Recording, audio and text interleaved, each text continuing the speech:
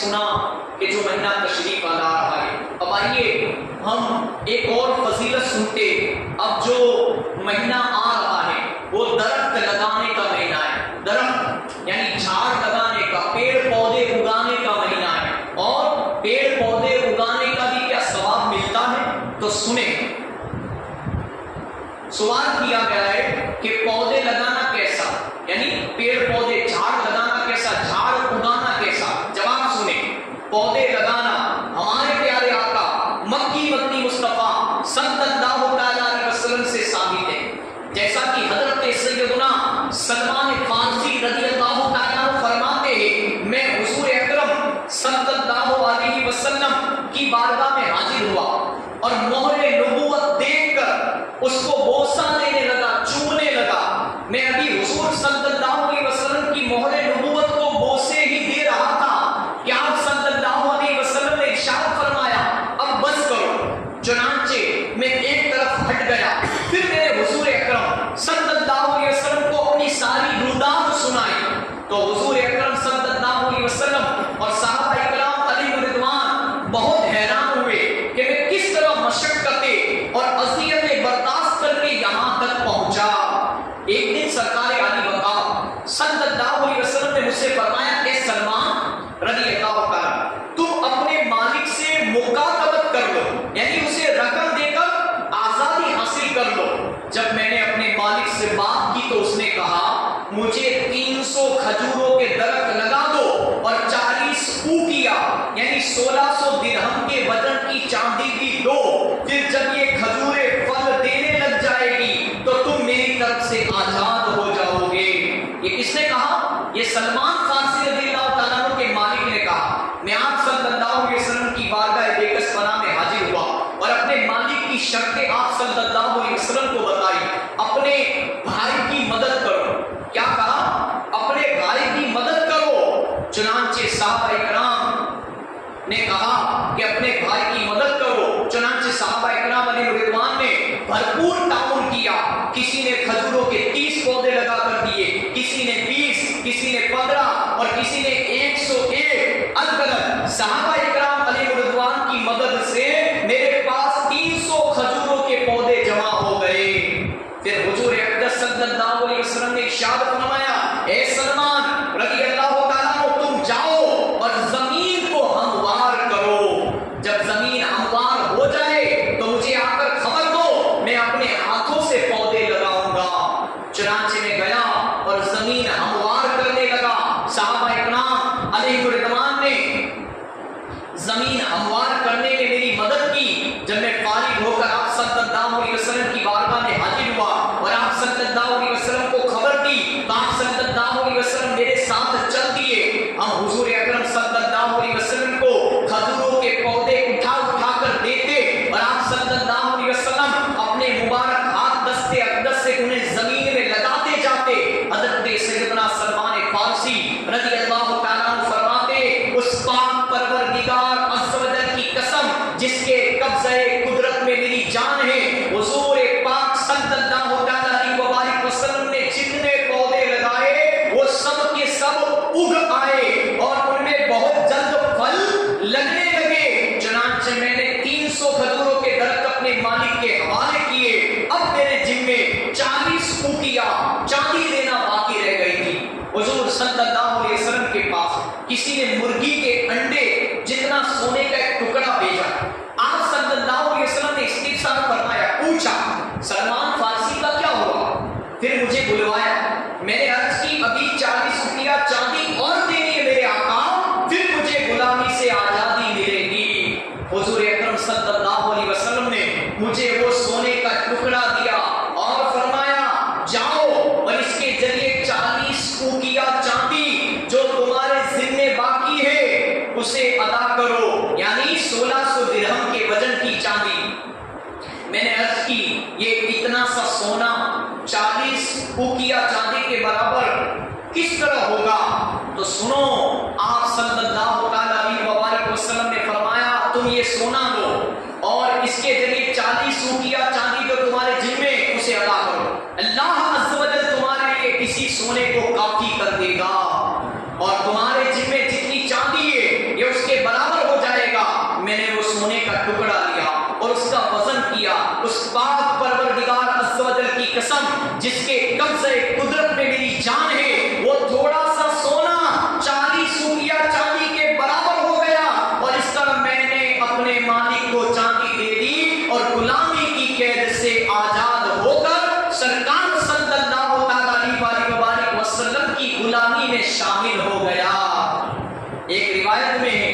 سارے پودے سرکار صلی اللہ علیہ وسلم نے اپنے دستے مبارک سے لگائے، سوائے ایک پودے کے، وہ حضرت سیدنا عمر فاروق اعظم رضی اللہ تعالیٰ عنہ نے لگایا۔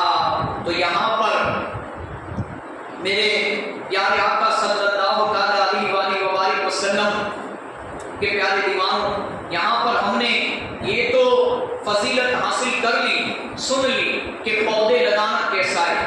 اب پودے لگانے کے فضائل کیا ہے، یعنی پودے لگانے کا، جھاڑ لگانے کا ثواب کیا ہے، سنیں۔ کیا پودے لگانے کی بھی فضائل ہے؟ ہاں، جواب سنیں، جی ہاں۔ احادیث مبارکہ میں پودے لگانے کے فضائل بھی بیان ہوئے۔ پودے لگانے کے فضائل پر 3 فرمان مصطفیٰ صلی اللہ علیہ وسلم ملاحظہ کیجیے۔ نمبر 1، جو مسلمان درخت لگائے یا فصل بوئے، اس میں سے جو پرندہ یا انسان یا چوپایا کھائے تو اس کی طرف سے صدقہ شمار ہوگا۔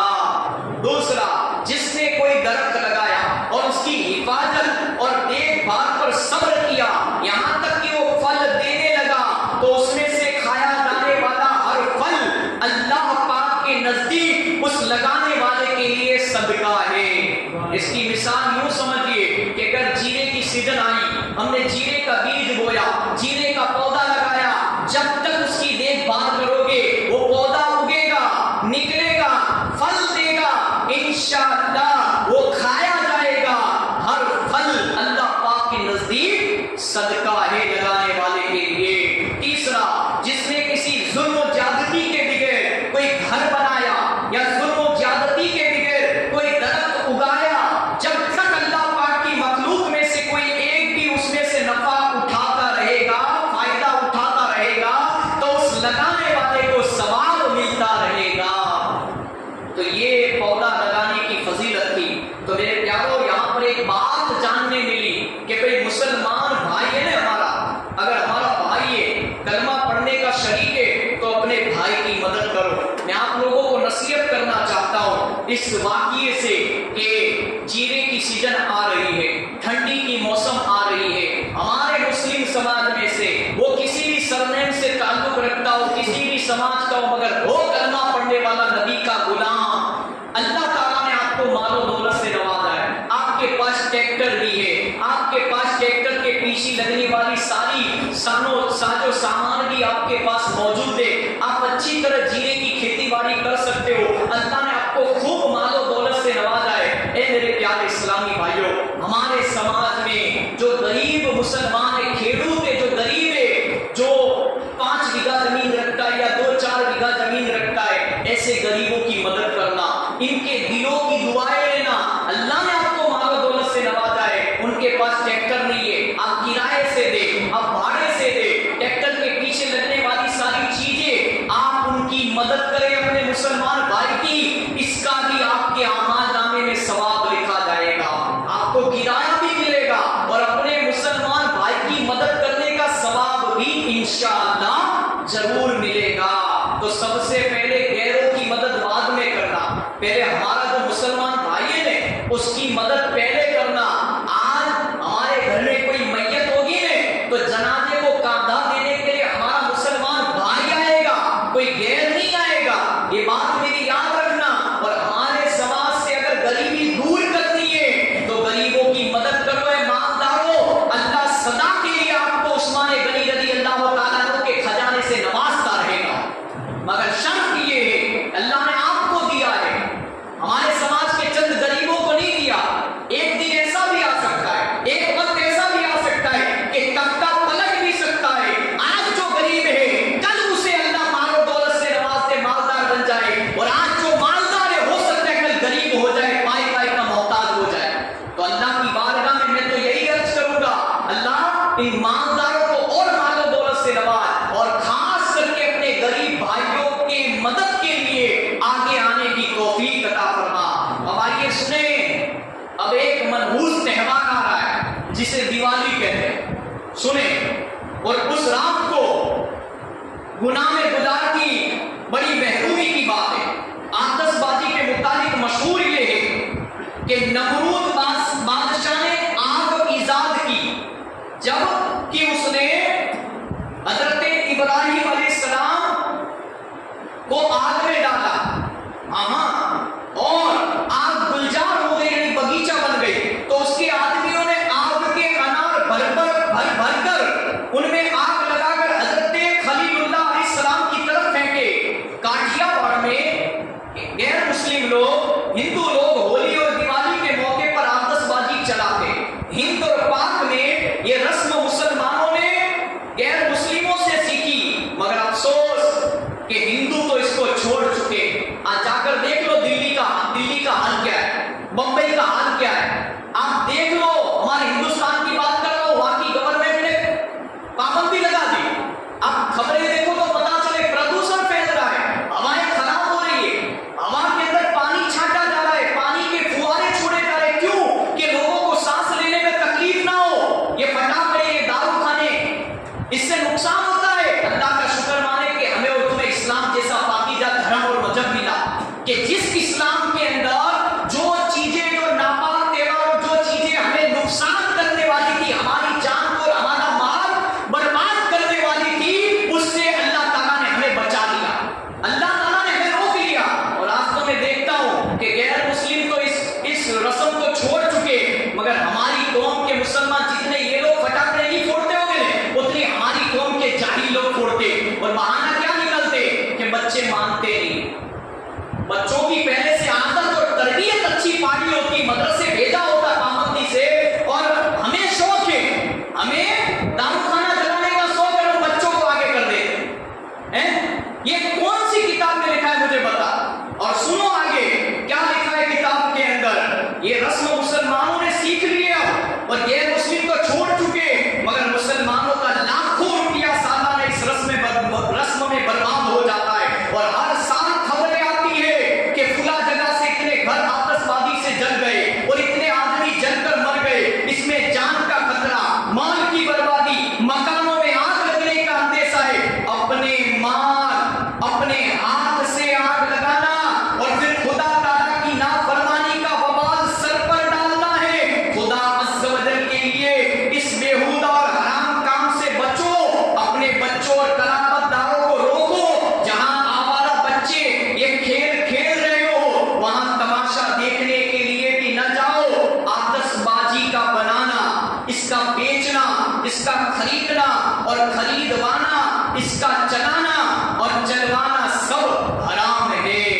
تو پتہ یہ چلا کہ اسلام نے تو ہمیں یہ تعلیم دی ہے کہ جو چیز ہماری جان کو اور ہمارے مال کو نقصان پہنچاتی ہو، اور ہم ہمارے بچوں کے لیے یوں سمجھ لو کہ ہزاروں روپے خرچ کر دے اور انہیں پٹاخے اور دارو خانہ لا کر تو دے دیتے ہو، اور پھر آپ جاؤ گے بیج بونے کے لیے، آپ جاؤ گے کھیتر میں، اور تمہارے بچے جب دیوالی منائیں گے، اور جس بچے کو ماں نے 9 مہینے پیٹ میں رکھا، پالا پوسا بڑا کیا، 5 10 15 سال کا وہ بچہ خدا نہ خواستہ دارو خانہ اور پٹاخہ پھوڑتے پھوڑتے اس کی آنکھ چلی گئی، تو کیا دوسری آنکھ واپس لا سکتا ہے کوئی دنیا کا ڈاکٹر؟ مجھے بتاؤ، ہے کوئی دوسرا ہاتھ لانے والا؟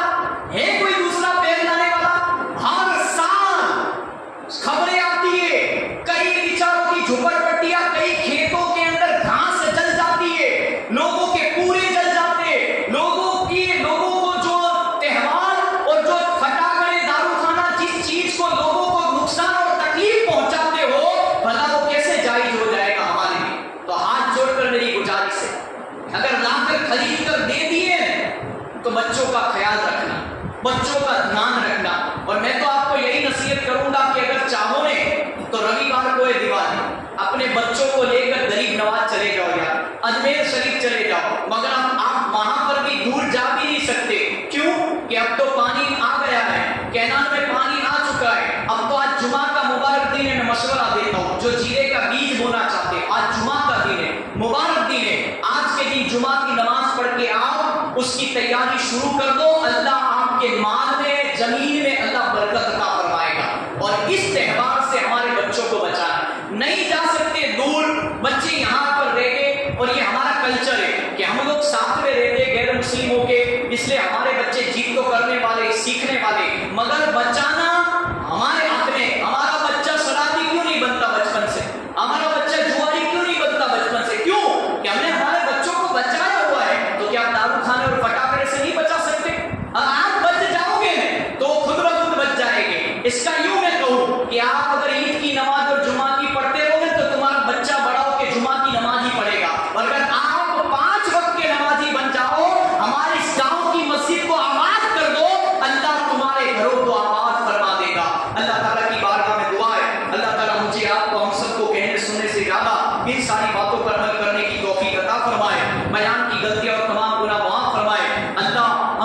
عمل والی زندگی نصیب فرمائے. وما علینا الا البلاغ.